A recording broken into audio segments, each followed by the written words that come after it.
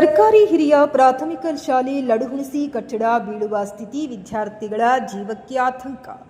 ಲಡುಹುಣಸಿ July 11ರಂದು ಗ್ರಾಮದ ಸರ್ಕಾರಿ ಹಿರಿಯ ಪ್ರಾಥಮಿಕ ಶಾಲೆಯ ಕಟ್ಟಡ ಅತ್ಯಂತ ಶಿಥಿಲಗೊಂಡಿದ್ದು ಯಾವುದೇ ಕ್ಷಣದಲ್ಲಿ ಕುಸಿಯುವ ಭೀತಿಯಲ್ಲಿದೆ. ಈ ಪರಿಸ್ಥಿತಿಯಲ್ಲಿ ಶಾಲೆಯಲ್ಲಿ ವ್ಯಾಸಂಗ ಮಾಡುತ್ತಿರುವ ವಿದ್ಯಾರ್ಥಿಗಳು ಹಾಗೂ ಶಿಕ್ಷಕರು ಜೀವ ಭಯದಲ್ಲಿ ದಿನನಿತ್ಯ ಪಾಠ ಪ್ರವಚನ ನಡೆಸುವಂತಾಗಿದೆ. ಶಾಲೆಯ ಗೋಡೆಗಳಲ್ಲಿ ದೊಡ್ಡ ಬಿರುಕುಗಳು ಕಾಣಿಸಿಕೊಂಡಿದ್ದು ಮೇಲ್ಛಾವಣಿಯ ಸಿಮೆಂಟ್ ಮತ್ತು ಪ್ಲಾಸ್ಟರ್ ಉದುರುತ್ತಿದೆ. ಮಳೆ ಬಂದಾಗ ತರಗತಿ ಕೊಠಡಿಗಳಲ್ಲಿ ನೀರು ಸೋರಿಕೆಯಾಗುತ್ತಿದ್ದು ವಿದ್ಯಾರ್ಥಿಗಳಿಗೆ ಸುರಕ್ಷಿತ ವಾತಾವರಣದಲ್ಲಿ ಶಿಕ್ಷಣ ಪಡೆಯಲು ಸಾಧ್ಯವಾಗುತ್ತಿಲ್ಲ. ಸ್ಥಳೀಯ ಗ್ರಾಮಸ್ಥರು ಹಾಗೂ ಪೋಷಕರು ಹಲವು ಬಾರಿ ಸಂಬಂಧಿಸಿದ ಅಧಿಕಾರಿಗಳ ಗಮನಕ್ಕೆ ಈ ಸಮಸ್ಯೆಯನ್ನ ತಂದಿದ್ದರೂ ಇದುವರೆಗೂ ಯಾವುದೇ ಶಾಶ್ವತ ಕ್ರಮ ಕೈಗೊಳ್ಳಲಾಗಿಲ್ಲ ಎಂದು ಆರೋಪಿಸಿದ್ದಾರೆ.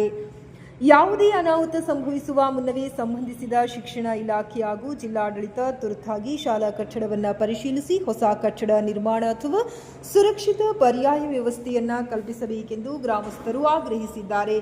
ವಿದ್ಯಾರ್ಥಿಗಳ ಸುರಕ್ಷತೆಯನ್ನ ಮೊದಲ ಆದ್ಯತೆಯಾಗಿ ಪರಿಗಣಿಸಿ ಕೂಡಲೇ ಅಗತ್ಯ ಕ್ರಮ ಕೈಗೊಳ್ಳುವಂತೆ ಸಾರ್ವಜನಿಕರು ಒತ್ತಾಯಿಸಿದ್ದಾರೆ. ವರದಿಗಾರ ಗೌತಮ್ ಯಾದವ್.